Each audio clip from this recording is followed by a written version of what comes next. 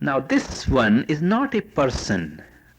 I do not give initiation or mantra to anybody. The moment I will start claiming I do, it will not be an initiation. It's like for the lump of iron to say I'm a magnet. See, it is the magnetic force that does it. See, and that force is the guru. In some individuals, this force has been developed to a great intensity. See, and that is where the guru comes in, the person guru comes in. See, so my master tells the story that when he thought that his guru, the person, was the guru, and he would always be sitting down in meditation, think of his guru, and so he would think of the guru's personal image. See, he said, my master told me I'm not. Don't think of me, this head to foot thing, as a guru. Not. See. So he said, I couldn't do anything else. I would think of him as the guru. He said, well, my master got angry, and he says, from that time, every time I think of the guru, I see a monkey. See? And I didn't know what was happening, and one day he says, my master says, well, how are your meditations on the monkey coming along?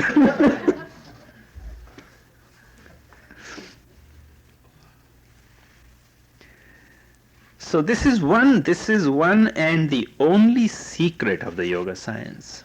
It's a different dimension of the mind. It's a linking of minds. See? And I can't talk more about this. See? But I know that my guru protects me. See? I know that whatever I am doing is known to him, because there is this link. Now I am less aware of the link than he is. That's why I am a disciple and he is the master. I still have all kinds of other attractions. See, maybe I no longer look at the girls on the street, but I think I still enjoy a nice peppery Indian meal. See, so I still have some sense perceptions, not sense perceptions, temptations, attractions, desires, or I want to be a great guru. Or I think sometimes I sit down and I think, what a good teacher I am. I'm teaching all these people and I teach so well. You know. And all the praises and compliments I receive, people do get into my head. Now that would be very dangerous. See, but my master is up there. And any time this kind of thing happens with me, he hits me. He does something that deflates me totally.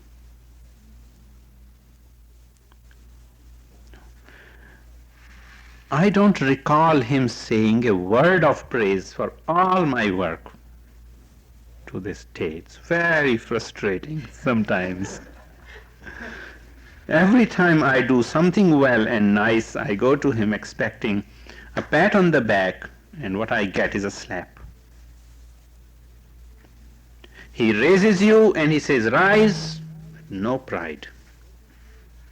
So the moment you have ego, you have created a block between you and the God that is the self, that is the guru, that is the line, that is the tradition. Because then you're thinking, this little me. And the gurus have their own ways of seeing your progress through. He says, your enlightenment is my business. So none of your business. Swamiji, I want, would you tell me something? Something. I see. So you too are now a seeker of knowledge, huh? I said, no, Swamiji, no. No. He said, none of your business. Can you believe this kind of relationship to exist? See. And I can tell you within the conditions of little ego, pride, whatever I still have in my personality, I do absolutely, totally accept any decision he makes. Even if on the surface sometimes it looks harmful, I don't understand, I am baffled, I am troubled. Why did he do it this way? He places me in terribly inconvenient situations.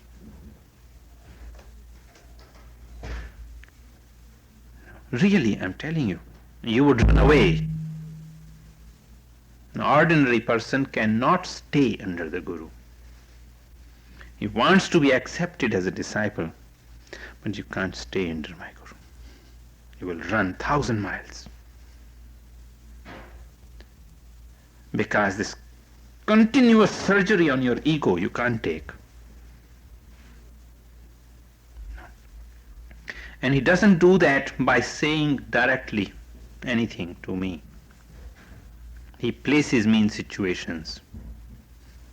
He says something to somebody that creates a situation around me, and then I have to handle it.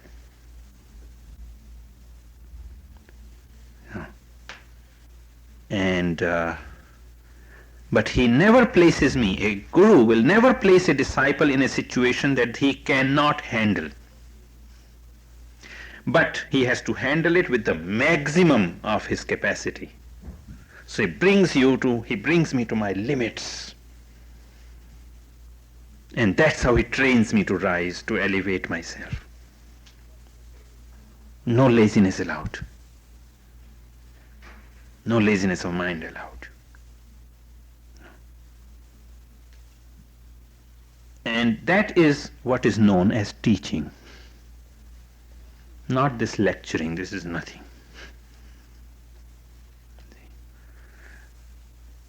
That is why he said, someone asked him last time he was lecturing at Charles Page Studio, someone asked him, well, I used to have Swamiji's picture here on the altar, you know.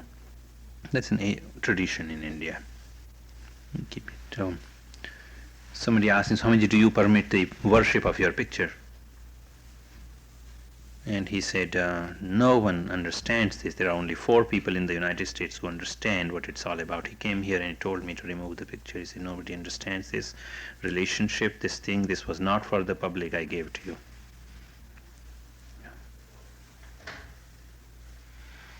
Do you follow? So this link is called the Guru.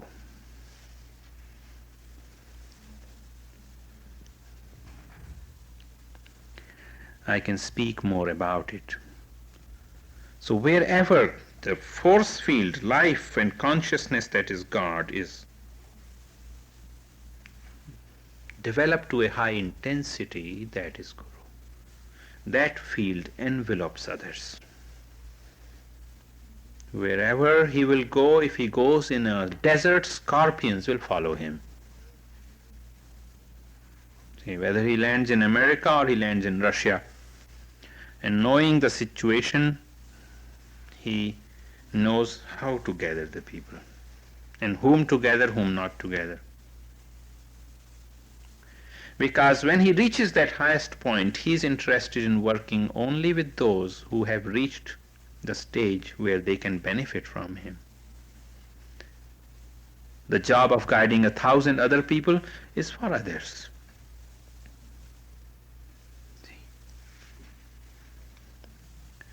So if you expect information from Guru, he has none to give.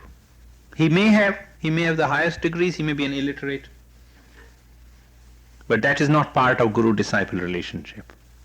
If you are expecting psychotherapy, he has none to give.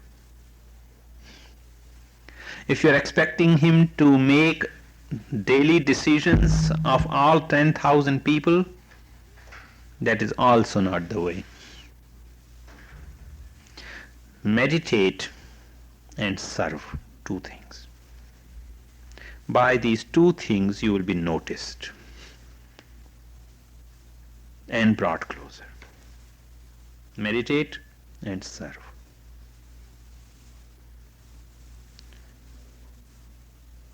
Meditation cannot be without service. Service to those who are behind you. And we, in our tradition, we give very, very personal service to our gurus. Very personal service. Whatever I am doing, to me, in my mind, is service to my guru. Helping in my small capacity with his mission.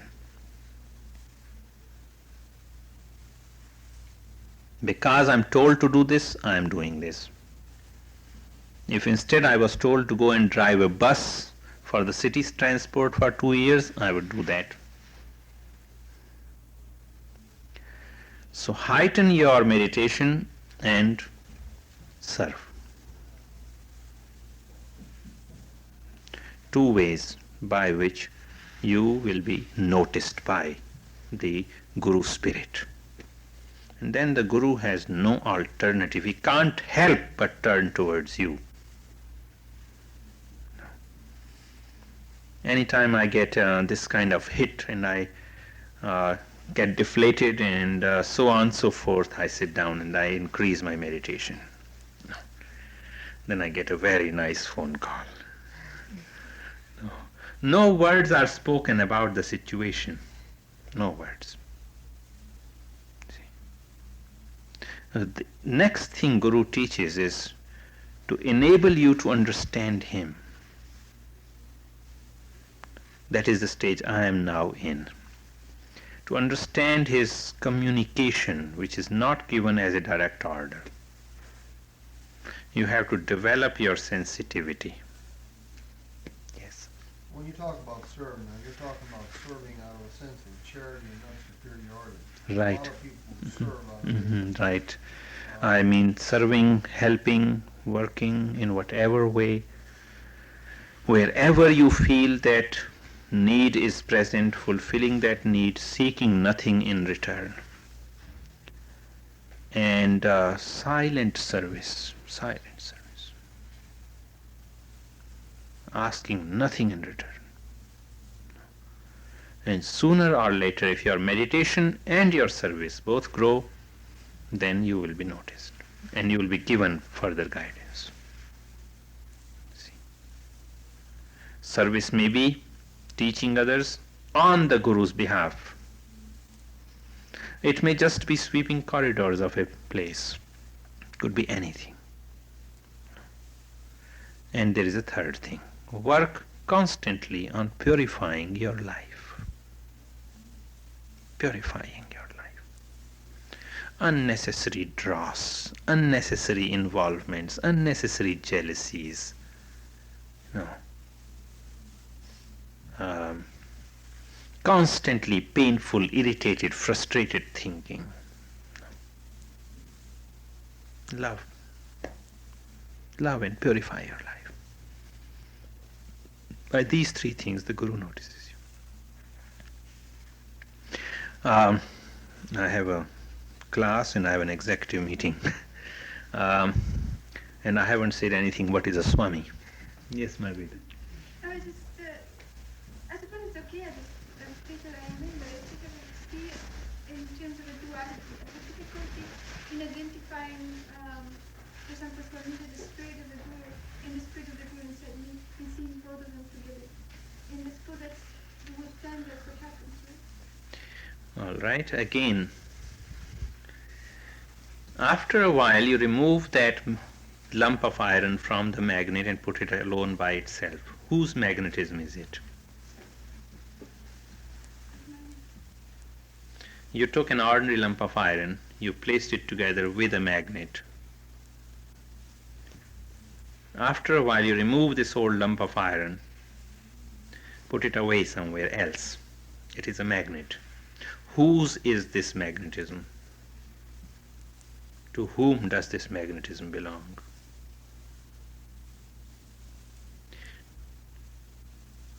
Is that magnetism the possession of that lump of iron, sole and exclusive possession? Is it part of the whole magnetic force in the universe or not? Yet it is the same magnetism that is of the whole universe that is manifest in that individual magnet. And through that magnetism it draws all the needles and pins. So this force field, Guru force that is everywhere, is like that magnetism everywhere. You become magnetized, you still do not take credit for it because it is something of deeper within yourself. It is also of the whole universe. And there are powerful magnets and there are weak magnets. See.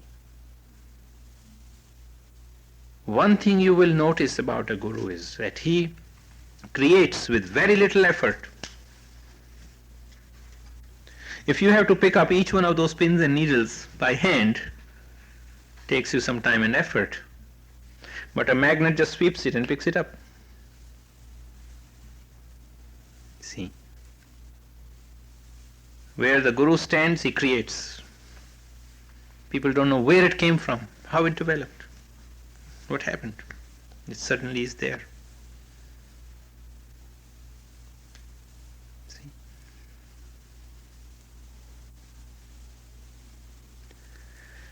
So, all these little rituals of honoring the Guru and so on, these are just mood building things, curtailing the ego, recognizing the spirit.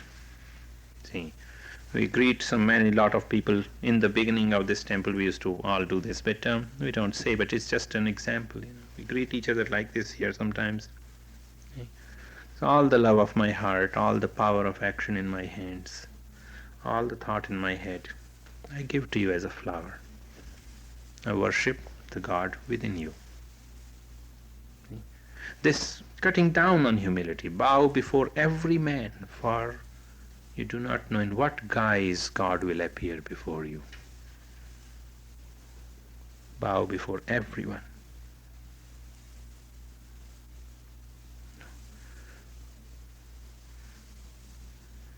The word Swami, however, is the title of a Hindu monk. A Swami may be a Guru, may not be a Guru. A Guru may be a Swami or may not be a Swami. You are a monk does not necessarily mean you have attained fullest self-realization. Lot of Swamis are Gurus, lot of Swamis are not Gurus. Lot of Gurus are not Swamis. The word Swami means a master. Ideally, he is a person who has renounced all attachments, all attractions to the world and goes into a special kind of life about which I'll speak to you another day. Do you want to raise any question? What does Sri mean, or S-R-I? Oh, Shri, S-H-R-I, Shri. Okay, that is, nowadays it is Indian equivalent of Mr. or Miss or Mrs. Shri. Nowadays it has no religious spiritual connotation, but that's just nowadays. That symbol there, that is Shri symbol. Shri Yantra, Shri Mandala. And it is regarded, in symbols, it is regarded as a diagram containing all the universal spiritual forces. There are literally hundreds of different concentrations and initiations done through that particular diagram. And that diagram is the Shri diagram. It's all possible charts of universal and personal force fields of life and consciousness combined together is called Shri. It means the power to give refuge to others. It means to become a focus of all this enormous energy. The word Shri is a feminine word used as a title for men too, because all Shakti, all energy is feminine.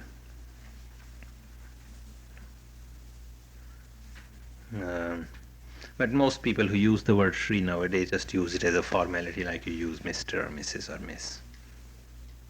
But in the book, Yogananda's master. Yeah, it's a normal way of addressing people. Shri Yukteswar. It's normal.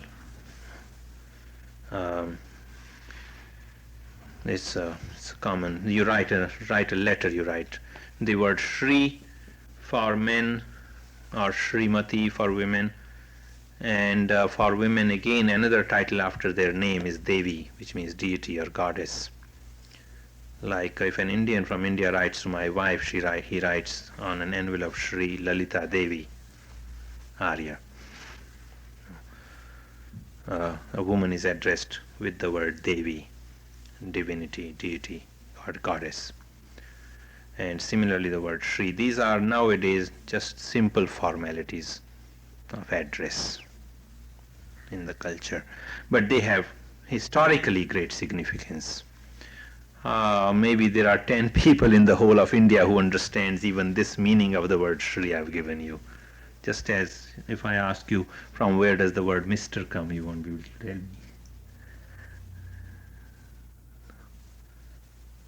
Okay. Now, one last question. When you become an initiate, what is your relationship with the Guru? Because we keep saying here, sometimes we sign letters, yours in the service of the Guru. Those kinds of words are used in the yoga circles. Once again, the relationship from the Guru's side can be total. But normally it is in the degree to which you feel the relationship. And you feel the relationship does not mean as an emotional need, but something much purer than that. How much of your life can you give to the Guru, for example? So go as far as you can go, and that is your relationship. See. Again the same thing, meditation, service, and purity of life. See.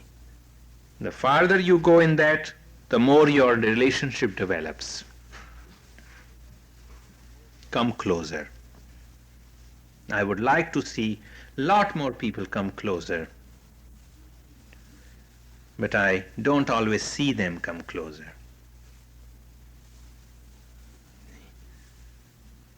So your aspiration then is lifted upwards. And it is said, if you walk one step, the Guru walks 4 steps towards you. But for a child to be picked up, the child has to raise hands.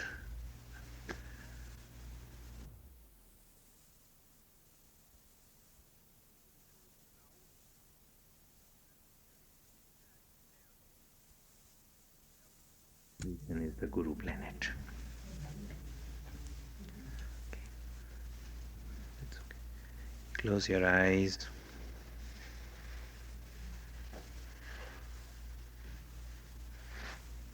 Let go of your body.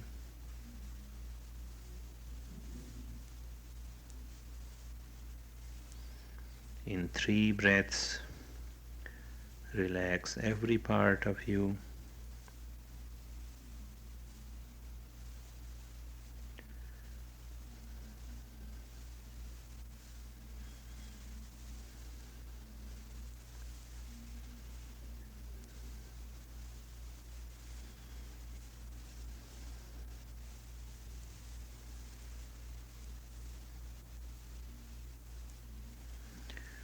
And become aware of your breathing.